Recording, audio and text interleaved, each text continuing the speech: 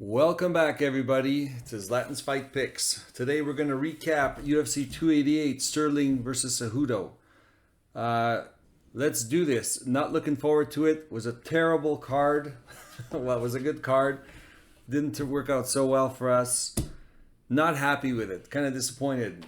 Disappointed in a lot of things. But nevertheless, we're going to go over the card, see what we did right, see what we did wrong. Talked to a few friends of mine, and even before the fights had started, I had mentioned to them that I had hit a record number of views.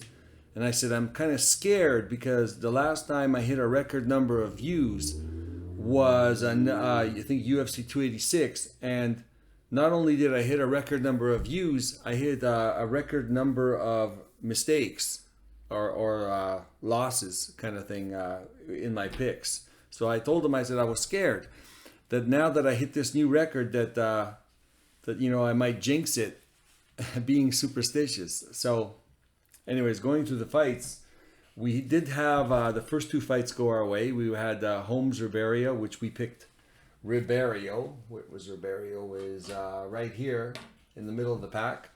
As expected, Ribeiro clearly can outstrike Holmes. It wasn't a surprise. It worked out in our favor. Next fight we saw was Ikram Aliskerov versus Phil Hawes. There's a newcomer, so he was right here. We put him at the lower end just because we haven't seen him fight in the UFC. Again, he won.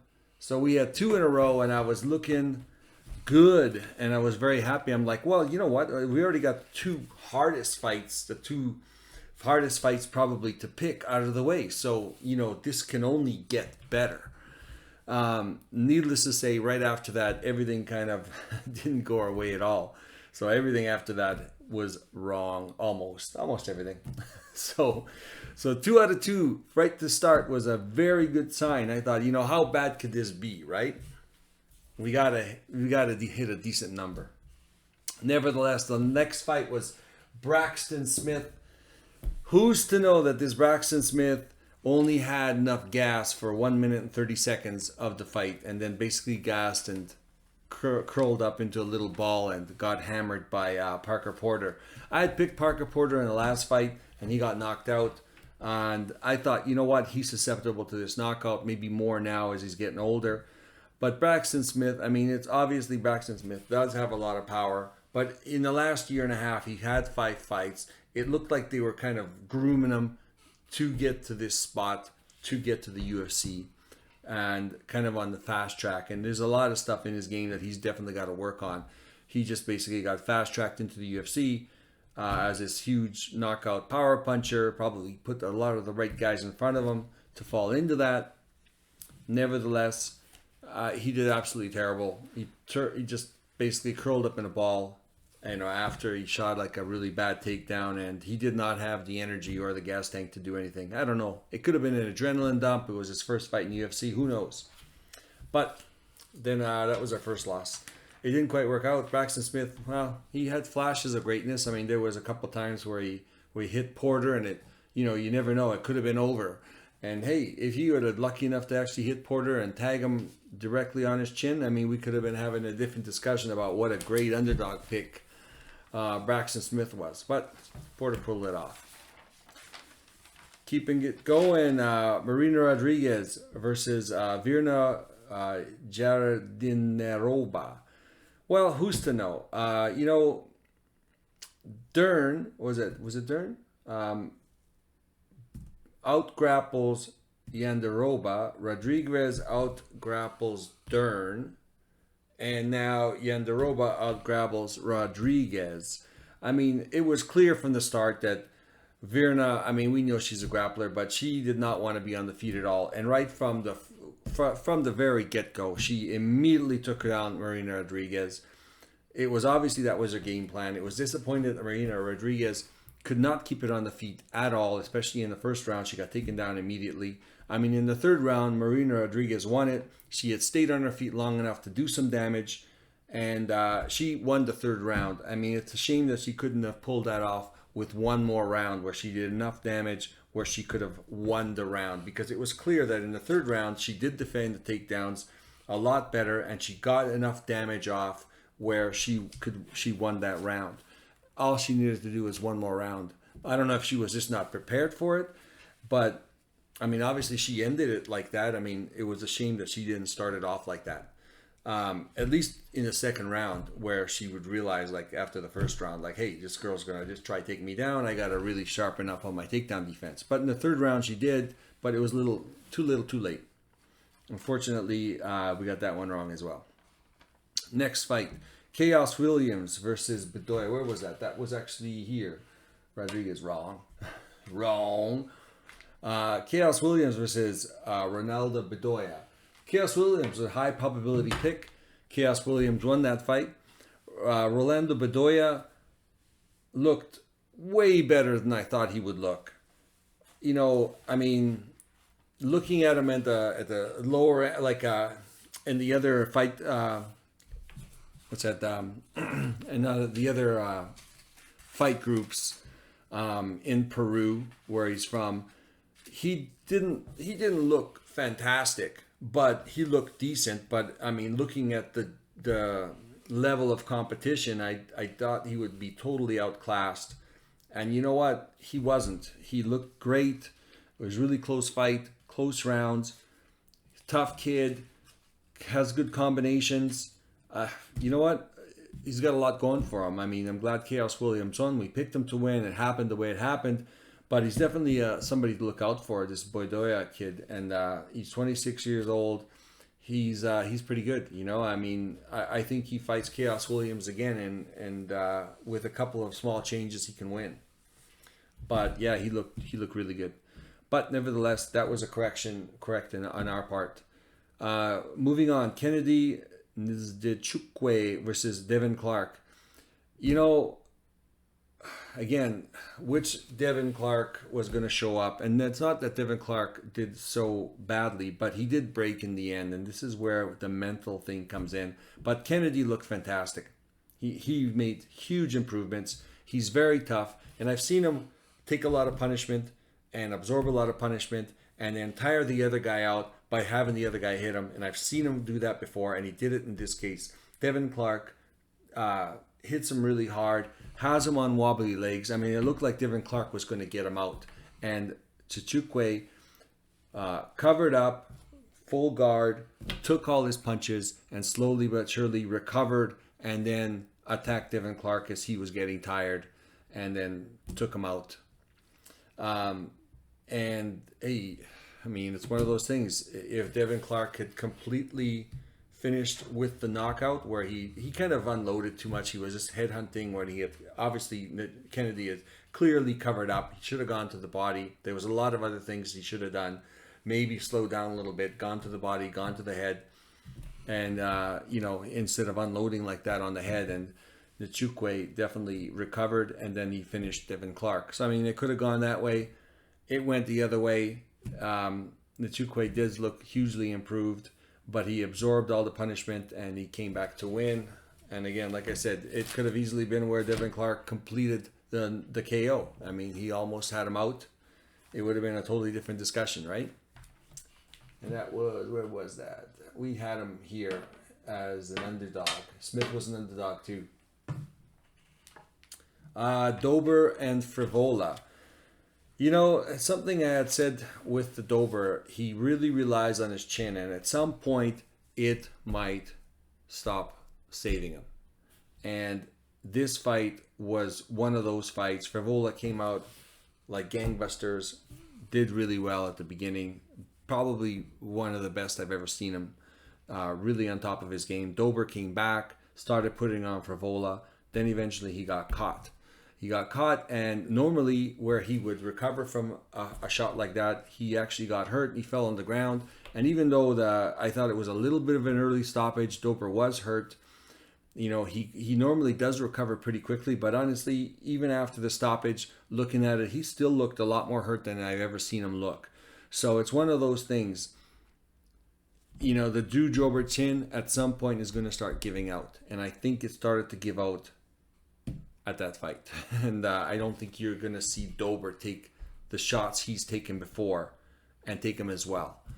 So, nevertheless, we went with Dober. We thought we could do it. Favola ends up taking him out, which is something that doesn't happen very often. The fact that it did happen just goes to show that Dober is definitely somebody you should be careful on betting on if you're just going to be relying on his chin, because I think it's slipping now. Nevertheless, Dober was our most confident pick. Wrong. So there you go. Moving on. Kron Gracie versus Charles Jourdain. You know, Kron Gracie looks exactly like Kron Gracie looked 4 years ago. I'm thinking when Kron Gracie is making this comeback, that he will have worked on a few things that he was not good at. Number one, takedowns, like wrestling takedowns, not just jiu-jitsu, but wrestling takedowns. Number two, striking and striking defense. He has made absolutely zero improvements in everything. He is exactly the same guy that stopped fighting 4 years ago as he is now. And I seriously did not think that would happen. That's why I bet on him. I'm like, you know what? I think this guy, with a couple of small improvements, could get this going where he can make some improvements in other parts of his game and get this thing to the ground because of those improvements. He did absolutely none of that. And huge disappointment. He basically walked around and, being the tough guy that he is, like he was before, took all the punishment Charles Jourdain to dish out on him, to the body, to the head, got beat up, followed him around, and lost the fight. Just like he did last time with, Cub Swanson.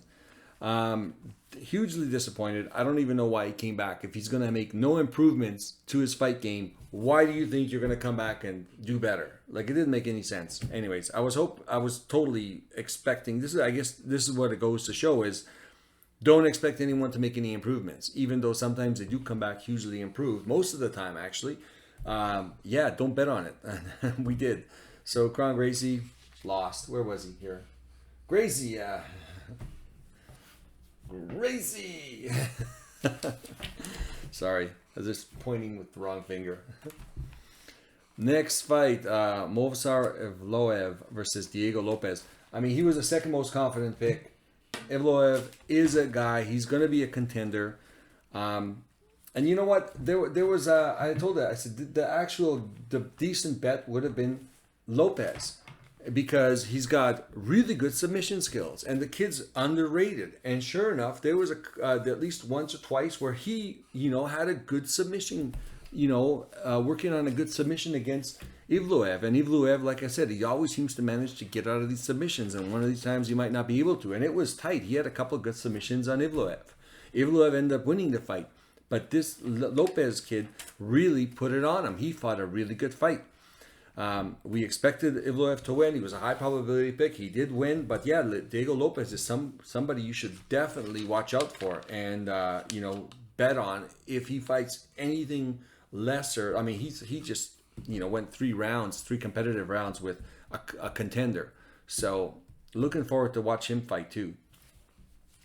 Next fight, Jessica Andrade, Yan Xiaonan. Again, same fight as last time. Jessica Andrade. Very talented fighter. She bullies people. She gets them on the ground. She fights her way back up if she gets taken to the ground. I don't know if she's just lost her mind or if she just doesn't care. She's got no defense at all, nor she doesn't care. She just either going to go forward, knock you out, take you to the ground and pound you or submit you, but there's no defense. Last fight, she got taken to the ground. She worked her way back up because she's got great takedown defense, and when she does get taken down, she gets back up. But there was no defense from the choke. There was no hesitation on her part to make sure she doesn't get choked. And it was such an odd looking choke because it was so amateurish in how she got caught in it. And we'll go back to this fight. Well, guess what? Same thing with this fight. She kept walking forward, throwing left hooks, throwing left hands. And eventually Yan caught her with a straight right. Like, her hands were down. She's just throwing straight left hooks. There was no setup. I don't get it. Like, she's got the tools, but she's not using any defense in any respect, in any way, in stand up or otherwise, or on the ground. Like, I don't know if she just doesn't care, if she just figures, you know what, I'm just here to collect the paycheck. I'm going to throw bombs. I'm going to go on the ground. I'm going to do what I want, and not having any worries about getting caught anywhere. I mean, wow. Anyways, Jan definitely looked improved.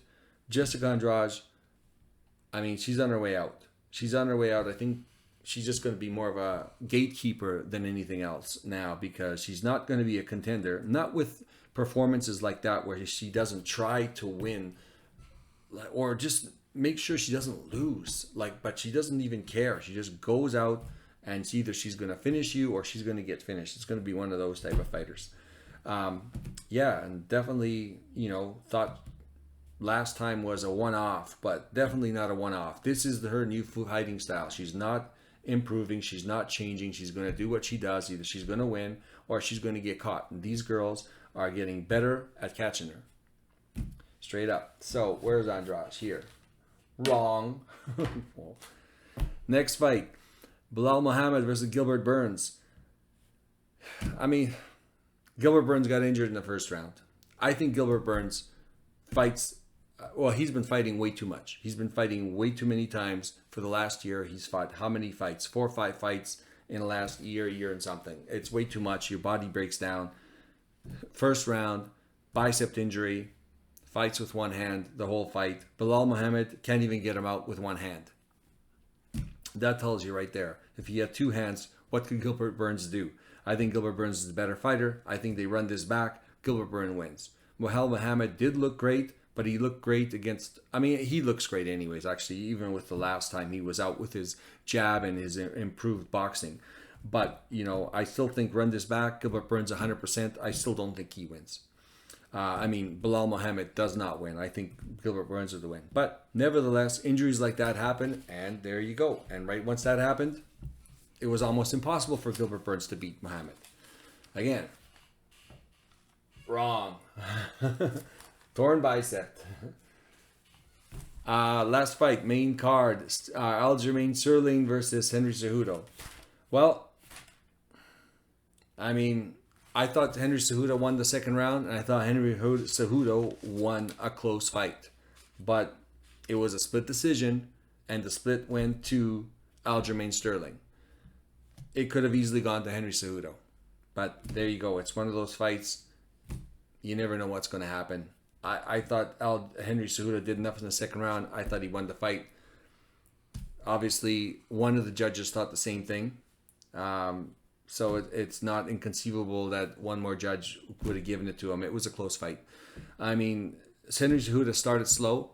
He started picking it up as he went along. I think ring rust, it was there for him. I don't think if he started a little quicker, it would have been a little better for him.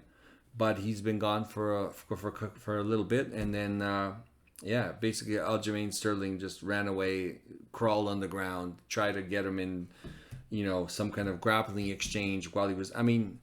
This whole grounded opponent, Aljamain Sterling, definitely takes it to the nth degree on that, and basically continuously grounds himself so he doesn't get hit, or kneed, or kicked. So, anyways. Not really happy. No wonder people don't like this guy. Who's going to stand to watch him just manipulate the rules? Everyone wants to see him get knocked out. Anyways, Henry Cejudo, I thought won the fight. Unfortunately, split decision. Aljamain Sterling, and there you go. It was terrible. it was a terrible night of could have been, should have been, whatever. Anyways. The fights, I've already finished the picks for the next fight night for this Saturday, Rosenstruck versus Almeida. There's only a couple of fights that I'm kind of going back and forth on. There's some really close fights that are hard to pick. I'll try to break it down as best I can and try and make the most intelligent type of play. But hey, if I don't hit a record in viewership, I'm going to do really good, and you should definitely follow it. But if I hit a record on viewership, be careful, please. So, anyways, thanks very much for joining me. We'll do the other video tomorrow, and we will do the predictions for the next UFC fight night this Saturday. Thank you very much.